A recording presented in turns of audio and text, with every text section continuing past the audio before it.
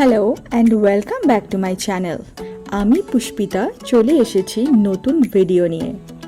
তোমরা অনেকেই হয়তো জানো যে ফেয়ারব্যাঙ্কস নর্দার্ন লাইটসের ভিউয়ের জন্য পৃথিবী বিখ্যাত, কিন্তু এটা ছাড়াও অন্যান্য যে অ্যাট্রাকশনসগুলো ফেয়ারব্যাঙ্কসকে সারা বছর ব্যাপী এক অত্যন্ত জনপ্রিয় পর্যটন কেন্দ্র হিসেবে পরিচিতি ধরে রাখতে সাহায্য করেছে, সেই অ্যাট্রাকশনসগুলো নিয়েই এই ভিডিওতে আমরা আলোচনা করব। আর তার সঙ্গে থাকবে ফেয়ারব্যাঙ্কসে কখন, কোথায়, কিভাবে নর্দার্ন লাইটসের বেস্ট ভিউ পাওয়া যায়।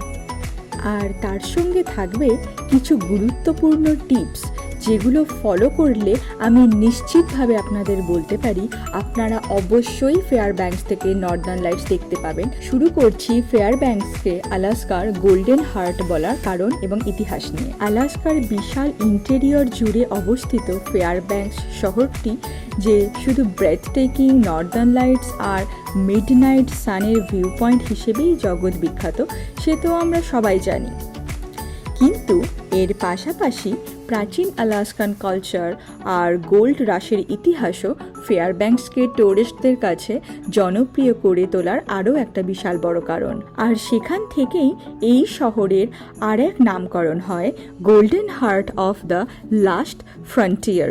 ফেয়ারব্যাঙ্কসের ইতিহাস গোল্ড রাশ এবং পরিবহন ও সামরিক কেন্দ্র হিসেবে এর ভূমিকার সাথে নিবিড়ভাবে জড়িত।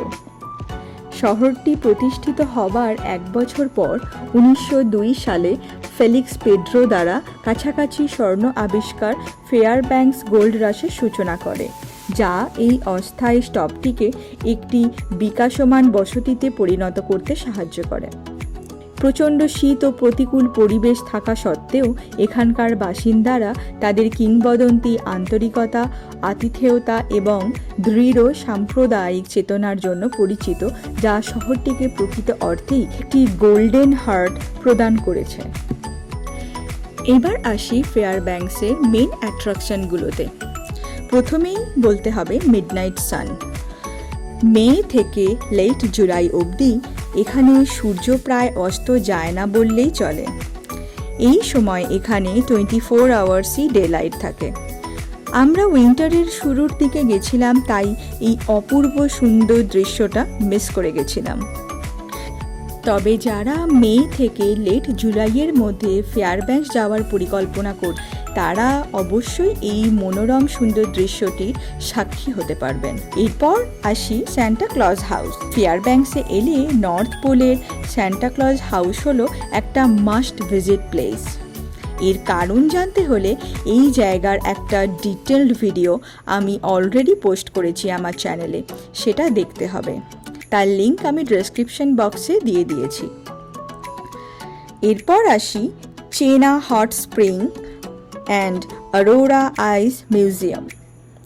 ফেয়ারব্যাঙ্কস থেকে 1 ঘন্টা দূরে অবস্থিত এই রিসর্টটি প্রাকৃতিক ভূতাপীয় উষ্ণ প্রস্রবণে চান করার সুযোগ করে দেয়। আর উইন্টারে নর্দার্ন লাইটস দেখার জন্য এটি একটি জনপ্রিয় স্থান। মানে হট স্প্রিংয়ের উষ্ণতা এনজয় করতে করতে আকাশ জুড়ে নর্দার্ন লাইটসের ভিউ দেখার সুযোগ, এটা সত্যি একটা once in a lifetime অভিজ্ঞতা।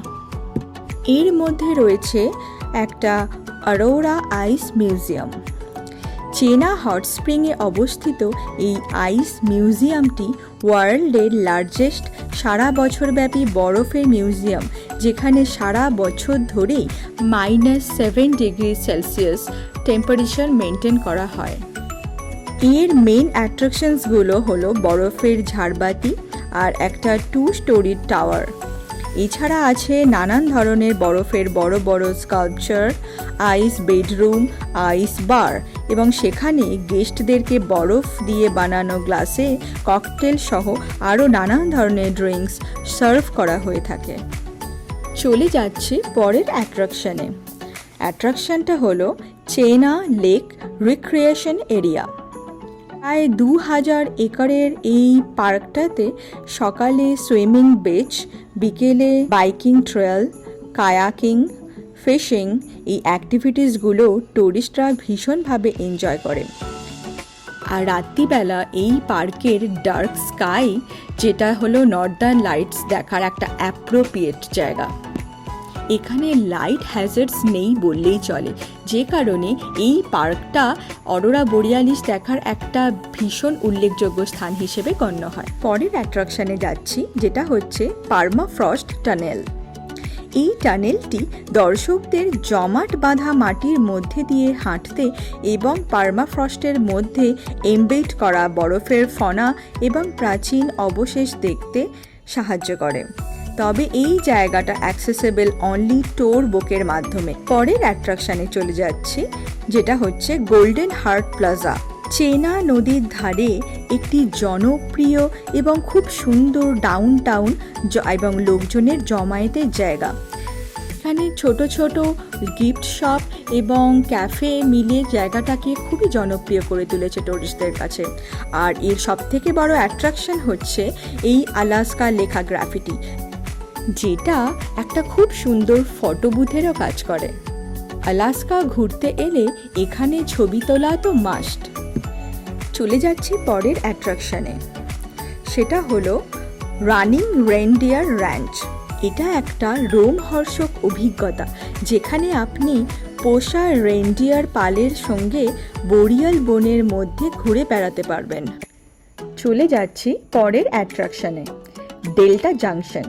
এটা হলো সাউথ ইস্ট ফেয়ারব্যাঙ্কসে ডেল্টা ও টেনানা নদীর সঙ্গম স্থানে খুব কাছে অবস্থিত একটা খুব সুন্দর ছোট্ট টাউন।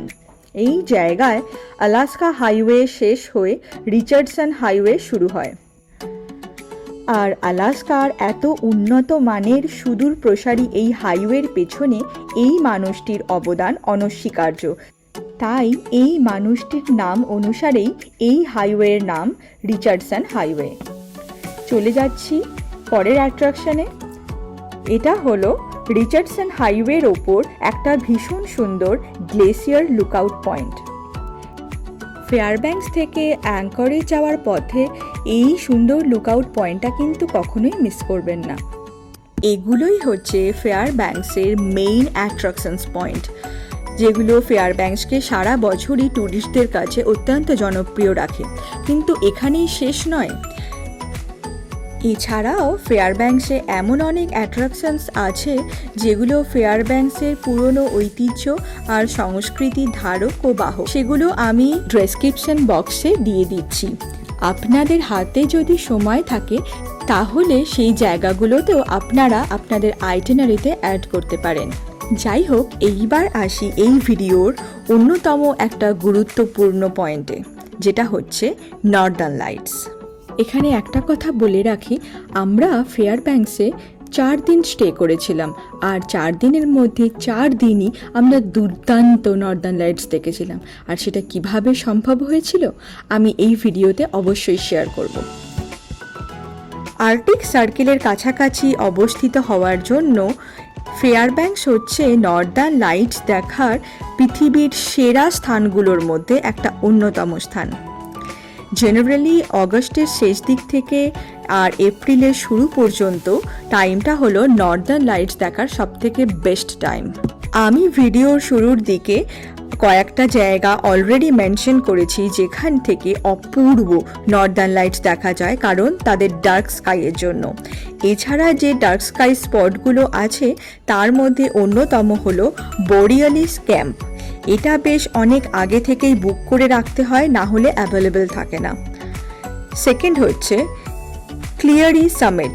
এটা ফেয়ারব্যাঙ্কস থেকে 20 মিনিট মতো দূরে, তবে নর্দার্ন লাইটস দেখার জন্য খুবই ভালো জায়গা। থার্ড হচ্ছে মরফি ডোম। এটাও নর্দার্ন লাইটস দেখার জন্য একটি উল্লেখযোগ্য জায়গা। এবার আসি সময়সীমা, মানে প্রাইম টাইম। নর্দার্ন লাইটসের বেস্ট ভিউইং আওয়ার্স হলো জেনারেলি রাত্রির 10:30 থেকে রাত 2টো অবধি। আকাশ পরিষ্কার থাকলে তবেই নর্দার্ন লাইটস দেখা সম্ভব, না হলে মেঘে ঢাকা আকাশের মধ্যে দিয়ে নর্দার্ন লাইটস কখনোই দেখা সম্ভব নয়, সে কেপি ইন্ডেক্স যতই হাই থাকুক না কেন। এছাড়া নর্দার্ন লাইটস দেখার জন্য গাইডেড ট্যুরও বুক করা যায়, তবে এটাও বেশ কিছু মাস আগেই বুক করতে হয়। না হলে পিক সিজনে একদমই অ্যাভেলেবল থাকে না। এবার আসি ফেয়ারব্যাঙ্কসে কোথায় থাকলে নর্দার্ন লাইটস দেখাটা সহজ হবে। আমি আগেই বলেছি নর্দার্ন লাইটস দেখার জন্য ডার্ক স্কাই আর জিরো লাইট হ্যাজার্ড খুবই ইম্পর্টেন্ট। তাই ফেয়ারব্যাঙ্কসের জনবহুল জায়গাগুলোকে অ্যাভয়েড করে থাকাটাই হাইলি রেকমেন্ডেড নর্দার্ন লাইটসের বেস্ট ভিউ পাওয়ার জন্য। অরোরা বোরিয়ালিস ভালো দেখার জন্য আমি রেকমেন্ড করব ক্যাম্পিং স্পট বা শহর থেকে বেশ খানিকটা দূরে যে লজগুলো বা হোমস্টেজগুলো স্টে অফার করে সেই জায়গাগুলোতে ভালোভাবে নর্দার্ন লাইটস দেখার সুযোগ পাওয়া যায়, কারণ এই জায়গার স্কাইটাতে খুব কম লাইট হ্যাজার্ডস থাকে, যেটা নর্দার্ন লাইটস দেখার জন্য খুবই উপযুক্ত। সিটির মধ্যে থাকলে লাইট হ্যাজার্ডস এত বেশি থাকে, তাই low to medium KP index থাকলে অরোরা বোরিয়ালিস ভালোভাবে কখনোই দেখা সম্ভব হয় না। কিন্তু সেই একই কেপি ইন্ডেক্সে যদি একটুখানি ভেতর দিকে মানে লাইটস থেকে বেশ খানিকটা দূরে গিয়ে নর্দার্ন লাইটস চেস করা যায়, তাহলে খুব ভালো নর্দার্ন লাইটসের ভিউ পাওয়া যায়। আর ফেয়ারব্যাঙ্কস থেকে নর্দার্ন লাইটস দেখার জন্য মিনিমাম 3 দিন স্টে করা খুবই ইম্পর্টেন্ট, কারণ নেচারকে কখনোই প্রেডিক্ট করা যায় না।